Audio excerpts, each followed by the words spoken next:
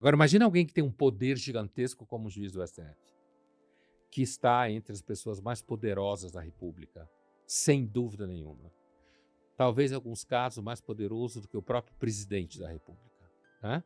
Uma pessoa dessa deveria ter vida de monge. Sim. Não, a gente não devia nem saber direito onde mora, o que gosta de comer, sabe? Por quê? Por quê? Porque quando você tem muito poder, você precisa perder certos privilégios de quem não tem poder nenhum tem.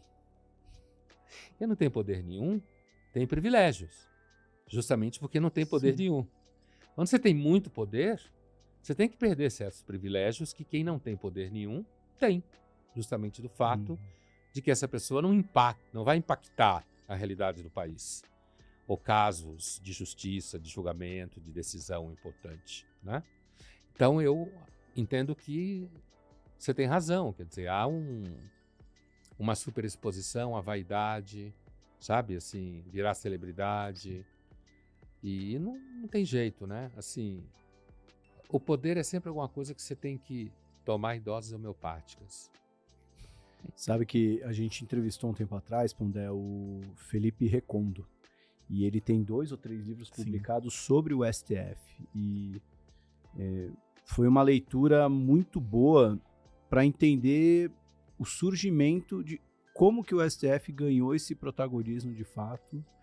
E aí você começa a ver como cada episódio da história, né? Primeiro foi vamos transmitir os votos, porque não lembro qual exatamente, era uma decisão muito polêmica que tanta gente queria entrar para acompanhar, que aí fizeram, não, vamos transmitir, porque aí todo mundo vê.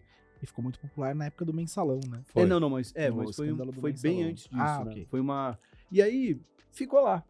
Só que aí quando veio o Mensalão, começou a... Era quase como o canal que ninguém assiste, e de repente começou a ganhar um Sim. protagonismo. Sabia-se mais da escalação do STF do que da seleção. Isso. E aí isso, imagina, começa a mexer, o que você falou, né, da vaidade, com alguém que, poxa, até o meu sucessor andava na rua e ninguém nem sabia quem era. Hoje eu sou chamado para ir para as festas mais inacessíveis. Então, o ideal é que o ministro do STF, ninguém reconheça ele. Aham.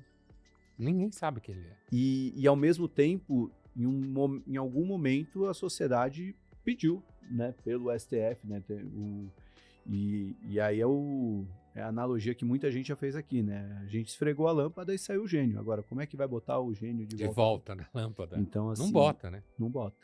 Então Muito difícil. não tem solução, né, a conclusão das leituras do Felipe Recondo não tem solução, mas pelo menos você entende por que cargas d'água a gente chegou até Aonde esse momento chegou. onde a gente tem que discutir E sobre o você excesso de poder do você aprende no sentido que você se apropria da história que levou a esse fenômeno, né? antes que alguém mude ela. E assim, isso porque esse tipo de situação acaba fazendo com que muitas pessoas queiram ascender ao STF justamente para ascender a fama, Sim. e não só ao poder, Uhum. mas também a fama. E o poder corrompe, sempre. E o absoluto corrompe absolutamente, cara. Pondé, tô achando o papo assim muito, muito pesado. Vou trazer uma pergunta um pouco mais voltada. Vamos ver se a gente melhora o clima aqui. Voltada à Nossa. felicidade. Mas o clima tá ótimo. Não, eu tô adorando. Mas eu adoro uma discussão tão Tá legal. denso. Assim, mas Isso é quer que eu dizer? digo assim, tá? Pô, já falamos, né? Vamos levantar as o fake astral. news. Ah, Então, vamos ver também. Mas eu queria perguntar sobre felicidade. Porque quando a gente tem Pergunte. Aí já pensou, ele te responde, não acredito. É. Mas eu queria que você respondesse sobre a gente já perguntou isso pro Clóvis quando ele veio Foi. aqui, o Clóvis de Barros. Como é que você enxerga a conexão entre dinheiro e felicidade? O dinheiro está associado à felicidade está associada ao dinheiro, um depende do outro, enfim. Como é que você vê essas duas coisas juntas? Olha, no regime que a gente vive, já há algumas décadas, ou até século, né? Me parece um tanto leviano dizer que dinheiro e felicidade não tem nada a ver. Acho quase leviano, se não for leviano. É claro que você tem nuances. Você pode ter muito dinheiro, isso é infeliz a família. Isso existe. Você pode ser uma pessoa que não tem dinheiro, e se pode observar isso facilmente. Pessoas que não têm tanto dinheiro assim, ou são mais pobres, mais vulneráveis, e você olha e vê nelas que elas têm felicidade naquilo que elas têm, né? Da forma que elas vivem, né? Um dos momentos em que dinheiro faz muita falta para a felicidade é quando você fica doente e precisa de atendimento médico. Principalmente no Brasil, né? Que o atendimento social é bastante complicado, a medicina. Então, me parece leviano separar o nosso regime que a gente vive já há algum tempo, dinheiro de felicidade. Com isso, eu não quero dizer, inclusive porque dinheiro é quantidade. Existe a ideia do dinheiro como ideia universal, genérica. Existe o dinheiro, na realidade, ele é quantidade. Então, você tem quantidades de dinheiro que deixa você com mais autonomia, né? Tipo, você pode viajar de business. Você imagina o quanto um amor pode nascer indo para a Europa de business? Num ambiente da classe executiva, hotel bom. É o Nelson que dizia que dinheiro compra até amor verdadeiro, né? Então, assim, sem ser tão hiperbólico como o próprio Nelson era, ele usava hipérbole o tempo inteiro, mas me parece que há uma relação entre dinheiro e felicidade, o que não significa que não existam pessoas com menos dinheiro que podem ter uma vida objetiva no dia a dia mais feliz do que algumas pessoas que têm mais dinheiro. Porque existem outras variáveis, física, psicológica, ambiente familiar, realização pessoal, né? Digo, no trabalho, na profissão. Agora, dizer que dinheiro não traz alguma felicidade ou não propicia alguma felicidade, me parece leviano com o número de pessoas que sofrem muito porque não conseguem ter uma vida minimamente razoável. Sim. Então, acho que tem a ver, sim. Não 100%, mas tem a ver. E se não tivesse, por que se corre tanto atrás, né? Do dinheiro, no caso. O Sérgio Rial, quando veio aqui, acho que ele trouxe uma definição legal aqui. Ele falou, dinheiro não é felicidade, dinheiro é liberdade. E a liberdade pode te deixar feliz. A liberdade é você falar mais não que sim. A liberdade de poder escolher o que faz. Viajar para onde você quer, trabalhar quando com você quer. Com quem você quer. Então muita gente fala, não, tá na moda pedir demissão. Só pode pedir demissão se você tiver dinheiro. Sim. Ou se seu pai, sua mãe tiver dinheiro, marido, mulher tiver dinheiro. Senão você não pode pedir demissão. Vai engolir sapo o resto do dia daquele ambiente. A não ser que você tenha um temperamento meio doidão e chute o balde. E algumas pessoas têm. Mas então eu acho que sim. Dinheiro traz liberdade. E liberdade você pode escolher. E pode ser uma forma de escolha. Apesar de que quem tem muita chance de escolher coisas, às vezes cansa de escolher. Né? Sim.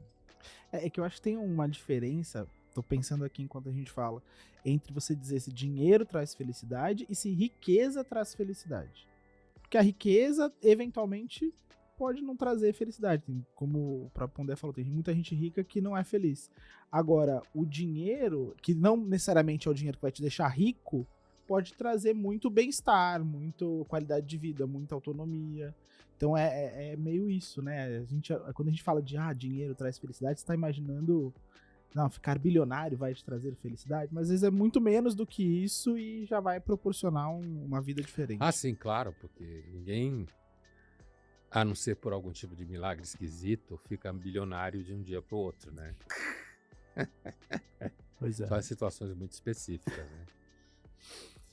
Quer ir lá? Não, pode ir. Posso ir? Pondé, vou pegar aqui, ó. Tenho mais algumas perguntas que eu tinha separado pra gente conversar, mas a gente tá vivendo no ano de eleição, muito às portas da campanha eleitoral que a gente vai ver em 2026. E acho que tem uma questão que ronda o Brasil, que é essa palavra pacificação. Então, tem as pessoas que defendem, por exemplo, a anistia ao 8 de janeiro como forma de pacificação do Brasil. Nós temos que... o candidato que se coloca como, não, eu vou pacificar o Brasil, porque o Brasil precisa ser pacificado. Então, eu queria te fazer duas perguntas em uma. A primeira é se sim, o Brasil precisa ser pacificado, na tua opinião, e o que é pacificação? Ela é um desejo ou ela é uma possibilidade? Olha, eu acho que o Brasil precisa, antes de tudo, de candidatos políticos que sejam menos delinquentes. Eu acho que é isso que o Brasil precisa. Menos safado, certo? Que tenha um mínimo de decência na representação da sua função de representante, né? Seja ele que tipo de poder que for. E se a gente tivesse pessoas que representam a população com poder no Estado menos delinquente, acho que já ajudava um bocado, né? Você já percebeu que toda vez que tenta mudar, alguém faz você se sentir culpada por isso? É a amiga, a família, o marido, o ambiente, gente que diz te amar, mas te puxa de volta para o mesmo lugar de merda de sempre, e isso tem nome: mentalidade de caranguejo. Um sobe, os outros puxam para baixo. E talvez o motivo da sua vida não andar não seja a falta de esforço, seja o balde onde você vive. Não seja um caranguejo é o que vai fazer você enxergar isso. Clica agora no link na descrição ou no comentário fixado antes que esse ambiente destrua o resto da sua vida.